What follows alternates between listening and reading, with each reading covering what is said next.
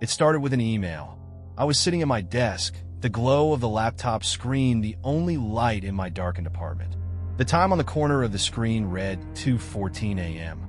My eyes burned from staring at endless news headlines and half-finished drafts of articles that would never see publication. I'd been spiraling for months, chasing leads on dead-end stories, burying myself in work to escape the gnawing emptiness left by Darren's disappearance. Then it came, an email with no sender, no subject line. It was just there, sitting at the top of my inbox, as if it had always been waiting for me. I almost ignored it, but something about its presence felt wrong, like it was alive, like it had intent. I clicked, go to the Solace Tower, ride the elevator at midnight. Only then will you understand what happened to your brother. My heart seized in my chest. Darren had vanished 2 years ago without a trace. No witnesses, no evidence, no answers. Just an empty car abandoned at the side of the road, his phone and wallet left neatly on the driver's seat. This had to be a joke, a cruel, twisted joke. But what if it wasn't? I stared at the email, rereading it until the words blurred.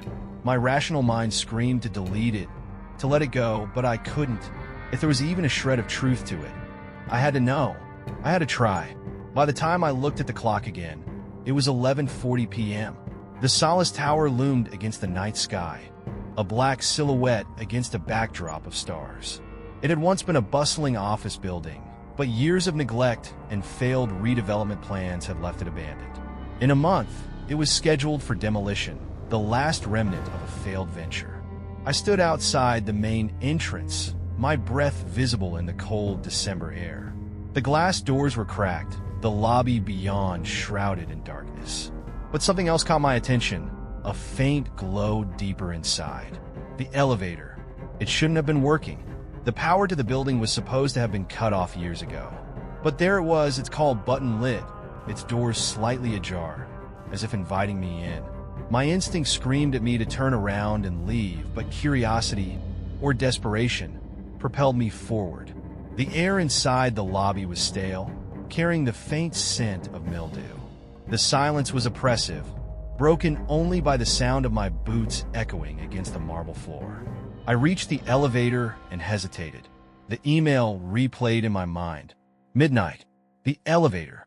The truth. I stepped inside. The interior was surprisingly clean, almost pristine, with gleaming silver walls and a mirrored ceiling.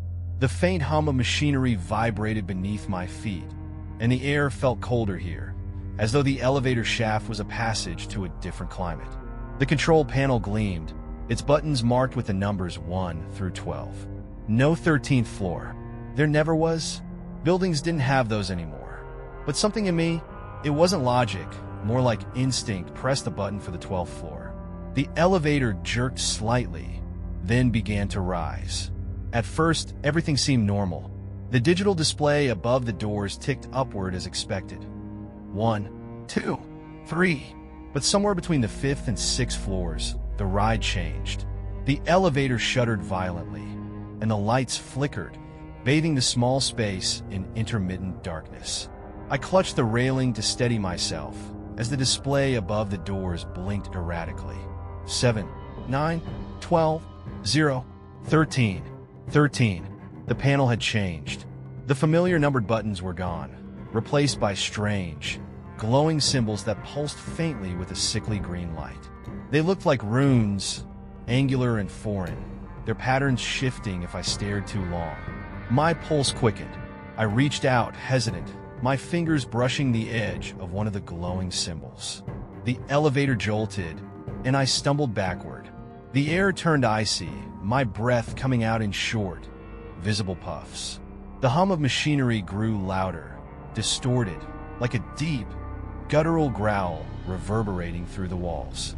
And then it stopped. The elevator came to a halt with a soft ding. The doors slid open. What lay beyond was not the 12th floor, or any floor, for that matter. It was a room, familiar yet wrong. The layout mirrored my childhood home, but it was subtly warped, like a reflection in a funhouse mirror. The furniture was aged and mismatched, the walls peeling and streaked with dark stains. A crooked picture frame on the far wall caught my eye. It should have held a photo of my family, my parents, Darren, and me, but the faces were blurred, the features smudged as if erased by an unseen hand. The air carried the faint scent of damp earth, and I heard a sound, soft, indistinct whispers, like a breeze carrying words I couldn't quite catch. I stepped forward, my instincts warring with my curiosity. "Hello," I called, my voice barely louder than a whisper. The whisper stopped. The sudden silence was deafening. I turned back toward the elevator, but the doors were still open, beckoning me to leave or daring me to stay. That's when I saw it. A shadow moved in the corner of the room, slinking along the walls like smoke. It stopped, coalescing into a vaguely human shape, its edges flickering like static on an old television. It didn't move toward me. It just watched. My phone buzzed in my pocket, and I nearly jumped out of my skin. I fumbled to pull it out, my hands trembling. A single text message blinked on the screen. "Don't trust the elevator." It was from Darren. I spun around, my heart pounding, but the shadow was gone. The room was empty. The elevator doors began to close, and I lunged forward, throwing myself back inside. The moment I crossed the threshold, the doors slammed shut with a force that shook the entire car.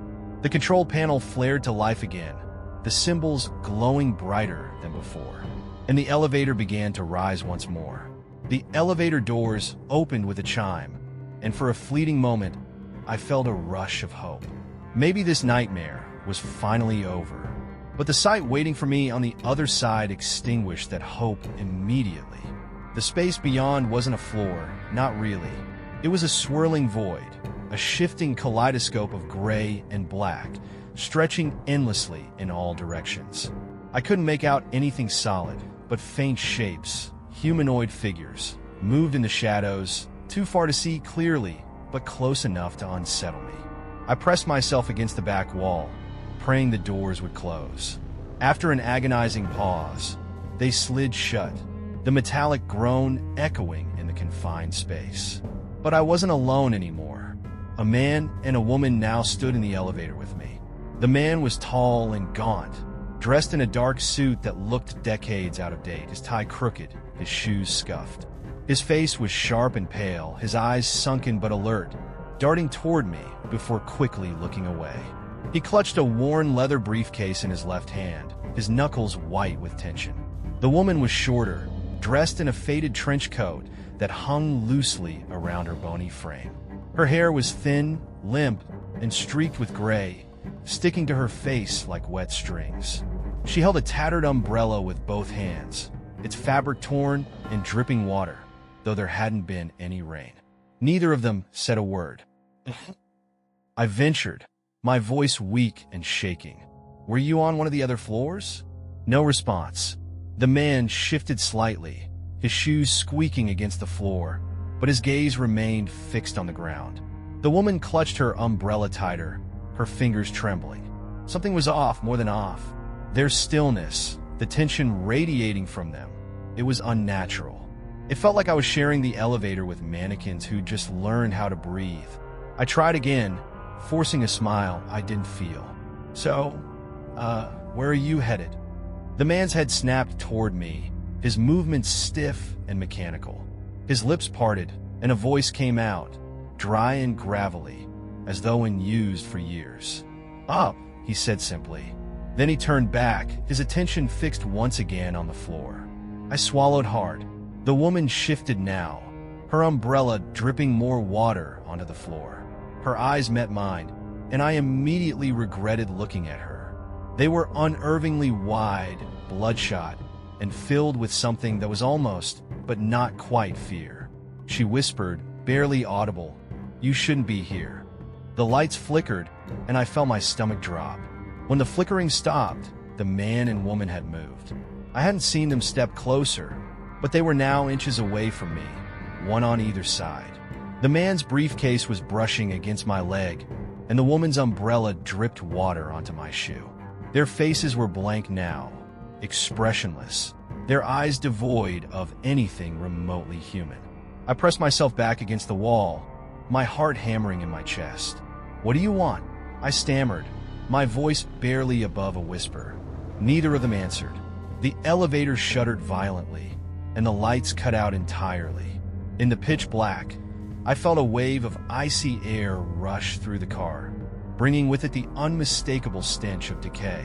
When the lights came back on, I was alone again.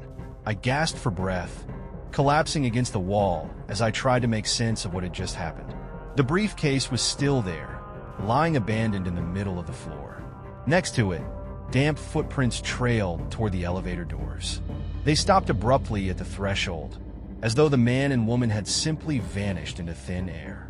The smell lingered, foul and oppressive, making my stomach churn. I pressed the emergency button, my fingers shaking. The panel didn't respond. I pressed it again, harder this time, but the button refused to light up. Then the elevator started moving again. Not up, not down, just moving. The display above the doors flickered erratically, symbols and numbers flashing in nonsensical patterns. I grabbed the railing for balance as the floor beneath me vibrated, the hum of the machinery growing louder and deeper, almost like a growl. A voice crackled to life, metallic and distant, echoing through the car. Next stop, eternity. I froze, my blood turning to ice. The voice didn't sound human. It was distorted, hollow, and layered, as though multiple people or things were speaking at once. "Stop the elevator," I shouted, slamming my fists against the control panel. "Stop it, damn it!" The glowing symbols on the panel shifted and twisted, rearranging themselves into a single, swirling emblem in the center. It pulsed faintly, radiating a faint heat that stung my fingertips when I touched it. The elevator accelerated. The walls began to warp, bending inward like the car was being crushed. The mirror on the ceiling cracked, spiderwebbing outward in slow motion. I screamed, slamming my hand against the emergency button again and again, but the elevator didn't stop. The display above the doors was blank now, the numbers and symbols replaced by static. I was trapped, and then, just as suddenly as it had started, the elevator came to an abrupt halt. The silence was deafening. The lights dimmed, leaving the car bathed in a faint, sickly green glow. The doors slid open with an unnatural, grinding sound. Beyond them was nothing but darkness. It wasn't empty, though. I could feel it. Something was out there, watching me, waiting. I stayed where I was, frozen, my breath coming in shallow gasps. The swirling symbol on the control panel pulsed one last time before fading entirely. And then, from the darkness beyond the doors, a voice whispered. It was Darren's voice. "Come find me." The air in the elevator felt heavier now, oppressive like a storm pressing down on me. The swirling symbol on the control panel had dimmed, but its presence lingered in my mind like a phantom pain. The silence was suffocating, broken only by my ragged breaths. I slumped into the corner of the elevator, my legs barely supporting me. My hand brushed against something cold and solid in the shadows. At first, I thought it was part of the elevator itself, but when I reached down, my fingers closed around the spine of a small, leather-bound book. A journal. The cover was cracked and worn, its surface marred by what looked like claw marks. I opened it hesitantly, my hands trembling. The pages were yellowed and filled with frantic, overlapping scribbles, as though multiple people had written in it over time, their words fighting for space. One entry caught my eye. "The elevator is alive. It feeds on fear. It shows you what you dread most, what you regret most, until it breaks you. To escape, you must confront what it shows you. But not everyone makes it back." I felt the blood drain from my face. The journal was filled with stories, descriptions of impossible floors, doppelgangers, and shadowy figures that whispered secrets best left unknown. One entry described a man who found himself trapped in a looping version of his office, each floor revealing a darker, more twisted version of his mundane life.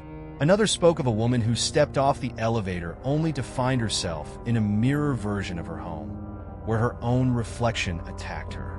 One phrase was repeated over and over throughout the pages, scrawled in increasingly frantic handwriting. "Do not trust the elevator." I slammed the journal shut, my breath quickening. Before I could process what I'd read, the elevator shuddered violently. The lights flickered, plunging me into darkness before returning with a sickly green glow. The elevator stopped. The doors slid open with a hiss, revealing a long, dimly lit hallway. I stepped out hesitantly, the journal clutched tightly in my hand. The smell of antiseptic and decay hit me immediately, sharp and suffocating. The hallway stretched endlessly in both directions, lined with cold, steel doors. A sign on the wall read, "Morgan faded," peeling letters. The floor was tiled in white, but the tiles were cracked and smeared with dark, unidentifiable stains. The fluorescent lights above flickered erratically, casting eerie shadows that seemed to move on their own. I walked slowly, my footsteps echoing in the stillness. The journal's words replayed in my mind. "It shows you what you dread most." I didn't want to know what that meant. The hallway opened into a large room, sterile and uncomfortably cold. Gurneys were lined up in neat rows, each one draped with a thin, white sheet. The faint hum of refrigeration units filled the air, accompanied by a dripping sound that seemed to come from everywhere at once. And then I saw him, Darren. He was lying on the farthest gurney, his body pale and motionless under the harsh fluorescent light. My heart stopped. "Darren?" I whispered, my voice cracking. I approached slowly, my legs barely supporting me. His face was sunken, his lips bluish and cracked, but it was him. I reached out, my hand trembling, to touch his shoulder. The moment my fingers made contact, his eyes snapped open. They weren't his eyes anymore. They were pitch black, the whites replaced by an inky void that seemed to bleed out onto his cheeks, leaving trails of dark liquid dripping down his face. His mouth twisted into a grin, his teeth unnaturally sharp. "Ethan," he rasped, his voice distorted, layered like the elevator's metallic tone. I stumbled back, but Darren sat up abruptly, moving unnaturally, like a puppet yanked by invisible strings. He reached out, grabbing my wrist with icy fingers that burned like dry ice. "You couldn't save me," he hissed, his black eyes boring into mine. "Now it's your turn." His grip tightened, and I felt something seep into my skin, cold and suffocating, like tendrils of smoke curling around my bones. The room began to distort, the walls warping and closing in, the gurneys dissolving into nothingness. "Let me go!" I screamed, clawing at his hand, but his grip was unrelenting. Then, just as suddenly as he had grabbed me, Darren dissolved into smoke. It poured from his mouth, his eyes, his hands, until there was nothing left but the faint scent of ash and decay. I collapsed to the floor, gasping for air, my wrist aching where he had touched me. The room was gone. I found myself back in the elevator, the doors closed, the hum of the machinery steady once more. The journal was still in my hand, but now its pages were blank, the words erased as if they had never been there. I looked down at my wrist, where Darren had grabbed me. A faint black mark had been burned into my skin, a swirling, shifting pattern that matched the symbol on the control panel. The elevator jolted, and I cried out, pressing myself into the corner. The metallic voice returned, crackling through the silence. "Fear sustains me," it said, cold and emotionless. "You will ride until you are empty." The control panel flared to life again, the swirling symbol pulsating with an otherworldly light. "No," I whispered, shaking my head. "No, no." The elevator began to rise once more. The elevator rattled violently, the hum of its machinery now a guttural growl, as if the entire contraption were alive and angry. The unmarked buttons on the control panel flickered erratically, their glowing symbols mocking me. The swirling mark on my wrist pulsed in rhythm with the light, as if connected to the elevator itself. My breaths came shallow and fast, panic clawing at my chest. But panic wasn't going to save me. I had to stop this. I lunged at the control panel, pressing the symbols in a frantic, desperate sequence. I didn't know what I was doing. There was no logic, no strategy, but I couldn't just stand there and let the elevator consume me. "Stop! Stop, damn it!" I shouted, slamming my fists against the cold metal. The elevator let out a metallic screech, and then everything went still. For a moment, I thought I'd done it, but But then the floor dropped out beneath me. The elevator plunged into freefall, sending me sprawling against the ceiling as gravity twisted and inverted itself. My stomach lurched, while rising in my throat as the car plummeted into an endless void. The walls stretched and twisted, the polished metal rippling like liquid. The mirrored ceiling reflected something that wasn't me. A shadowy figure crouched in the corner, its hollow eyes fixed on me. I turned to look, but the corner was empty. When I looked back at the ceiling, the figure was closer. "No," I whispered, curling into myself, trying to block out the shifting, warping nightmare around me. The voice returned, cold and mocking. "You were always meant to ride," it said, the words layered with static and distortion. "There's no getting off." The air grew thick and hot, choking me. The walls closed in, the elevator shrinking until I could barely move. The symbols on the control panel flared brighter, their shapes burning into my retinas, their patterns carving themselves into my mind. I screamed, and then, as suddenly as it had begun, the freefall stopped.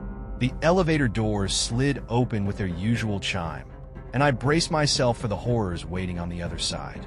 But it wasn't another impossible floor.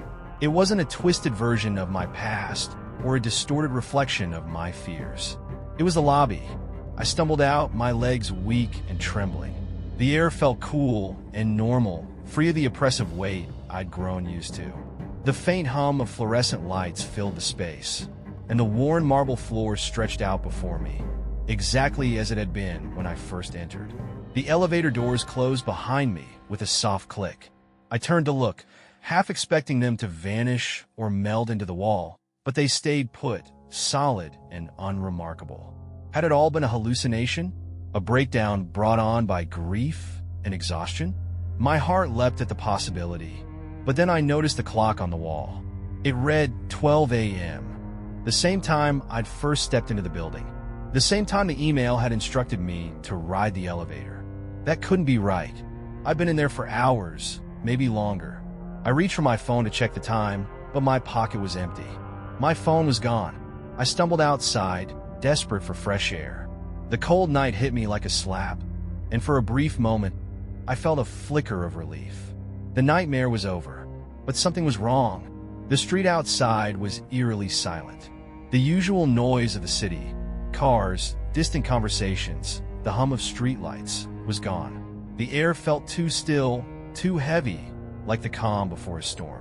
I called out, my voice echoing unnaturally. "Hello? Is anyone there?"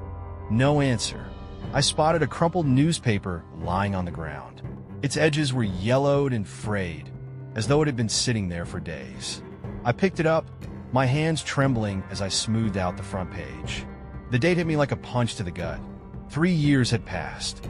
I staggered back, dropping the newspaper as my vision blurred. My mind raced, trying to make sense of it. Had I been inside the elevator for 3 years? Was this some kind of trick? I turned back toward the Solace Tower, but the building was different now. The windows were shattered, the walls covered in graffiti and grime. A "for demolition" sign hung crookedly over the entrance, its edges rusted.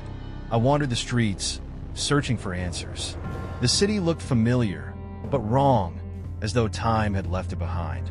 Shops I remembered were boarded up, replaced by empty storefronts. Billboards advertised products I didn't recognize.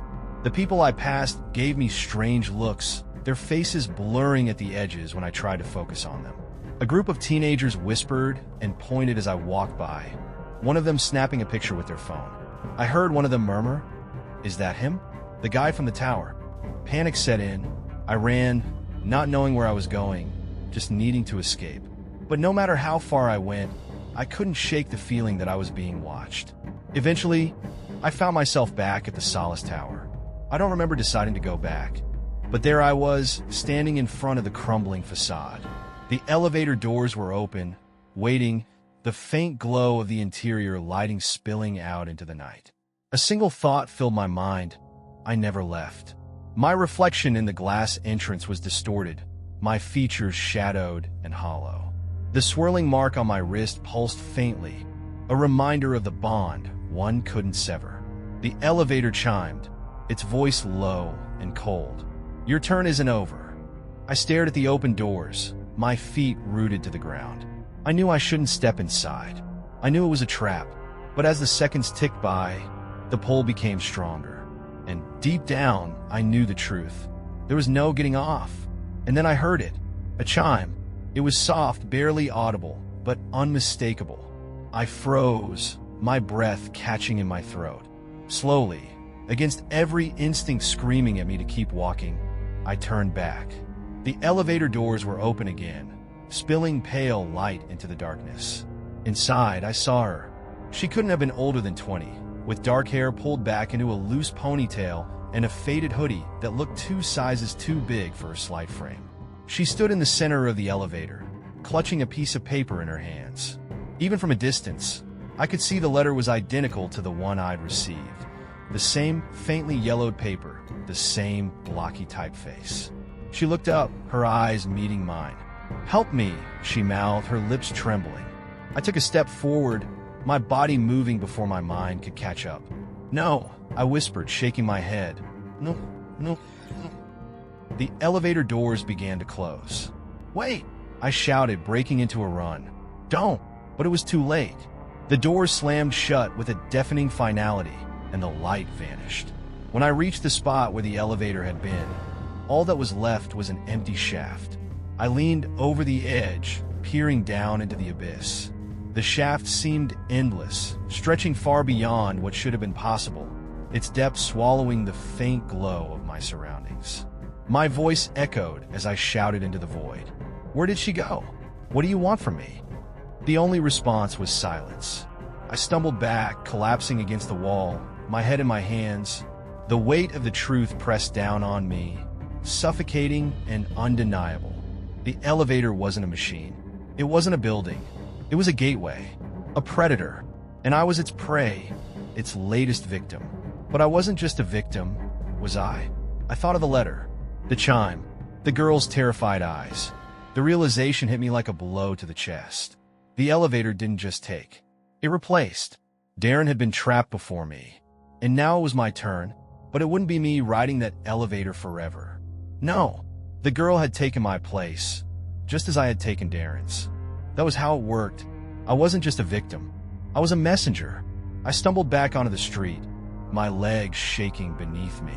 The weight of what I had to do, what I was becoming, pressed down on me like a vice.